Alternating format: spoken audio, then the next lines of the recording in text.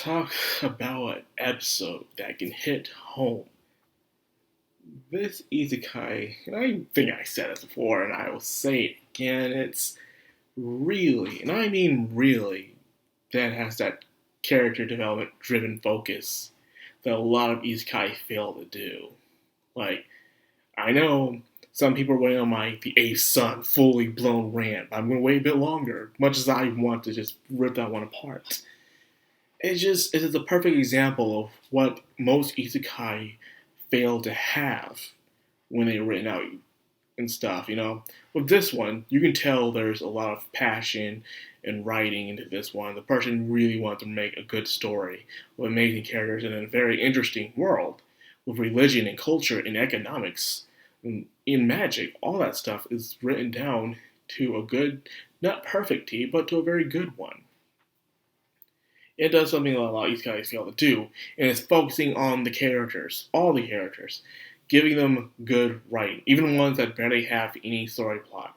Hell, Lut's dad, despite him being here once, had an interesting written character.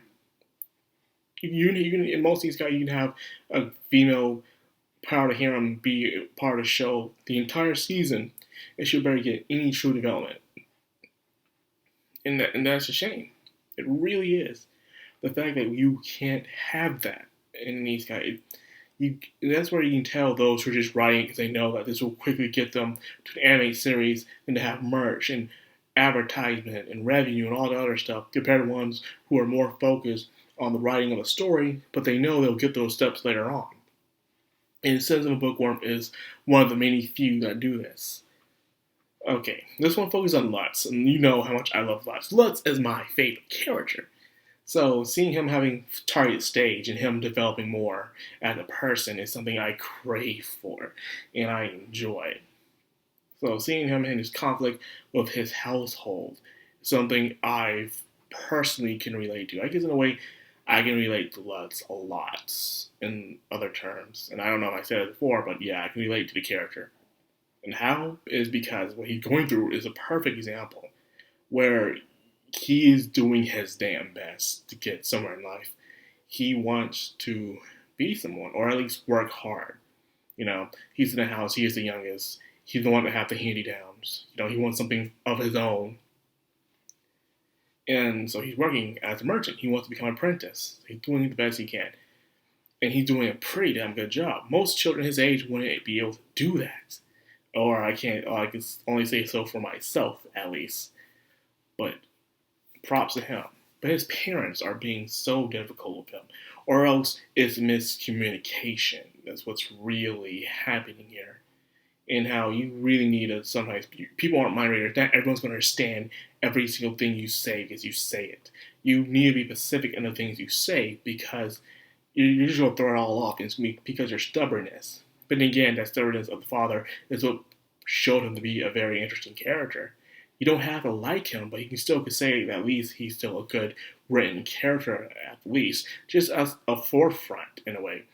I have guys in the family, the uncles and even grandpas, who are very stubborn and manly-like, and they wouldn't barely say anything. They don't want to speak, and the wife or someone would have to speak for them because they're not really good with words. My grandpa was like that. And some of the uncles are like that as well, where they're very stubborn. They don't know how to speak to people directly. And you can't always understand everything they tell you to do because they're not very specific on things like that.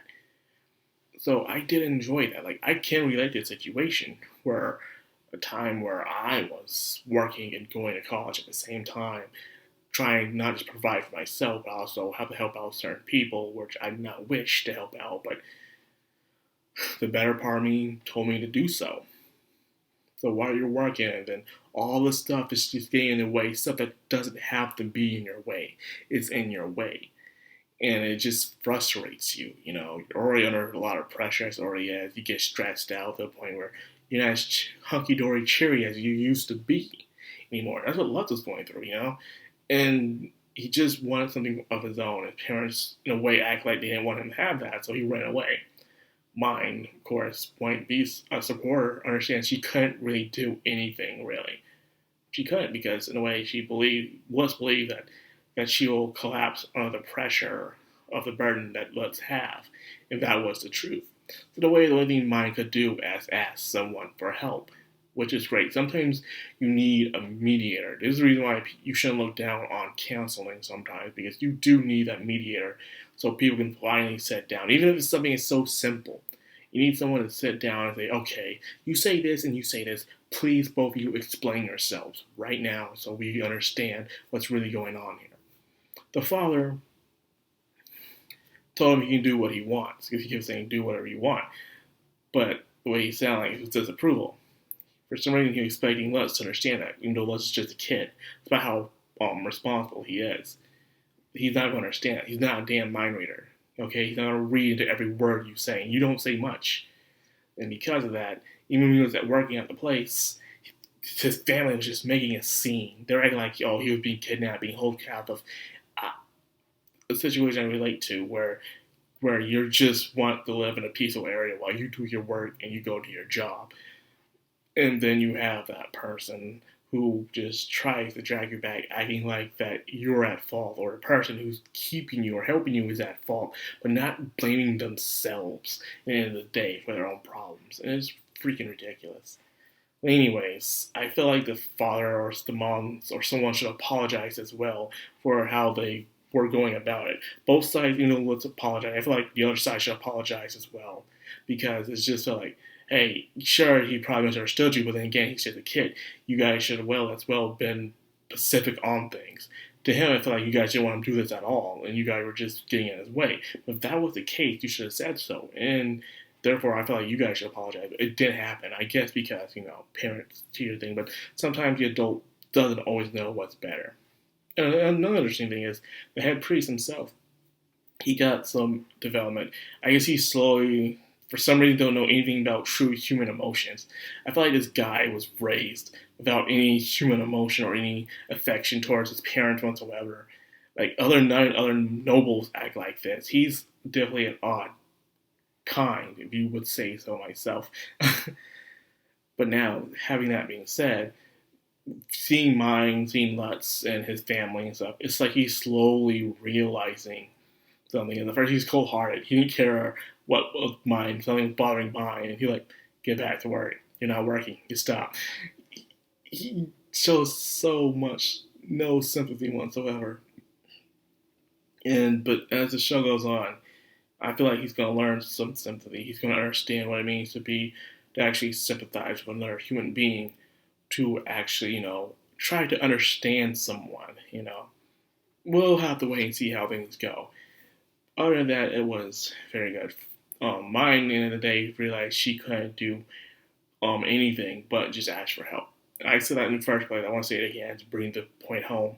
Sometimes you can't do anything. Some things are out of your control because you might make things worse. So you definitely got to find someone who's well experienced. And then again, that itself is a challenge, to find someone experienced enough to help, to be that mediator to help solve a situation, at the end of the day.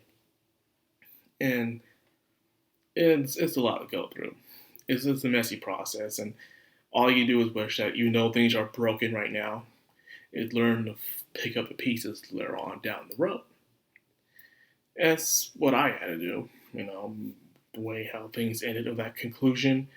With my situation, it did not end well, but I had to move on myself. That's why I'm here now.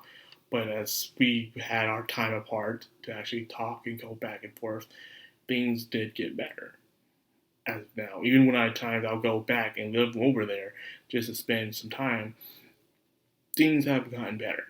You just need your space sometimes with certain things. But again, it determines on your age and the situation as well at the same time. So I can't speak for everybody. But nonetheless, once again, another wonderful episode, It's just, you can't go wrong with the series. I love so much. Anyway, that's all I got for this. I hope you guys enjoyed it. If you did, like, comment, subscribe, and of course, hit that bell icon. This has been Madcrownxox, signing out.